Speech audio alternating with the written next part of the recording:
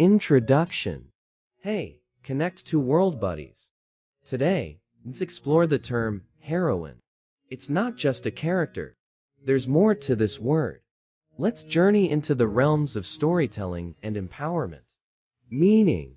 So, a heroine typically refers to the female protagonist or main character in a story, especially in literature, films, or mythology. It's a term that highlights the strength, courage, and resilience of female characters. Usage. Imagine discussing the impact of a strong heroine in a novel, or celebrating the representation of heroines in diverse narratives. Examples. Think of iconic literary heroines like Jane Eyre or modern heroines in films, breaking stereotypes and inspiring change. Pronunciation.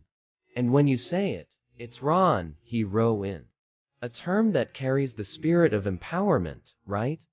Different uses. Ever heard of female empowerment through heroines? It's a concept emphasizing the positive influence of strong female characters in media. Conclusion. If the idea of heroine resonates with your appreciation for storytelling and empowerment, consider hitting the like button and subscribing for more inspiring word journeys.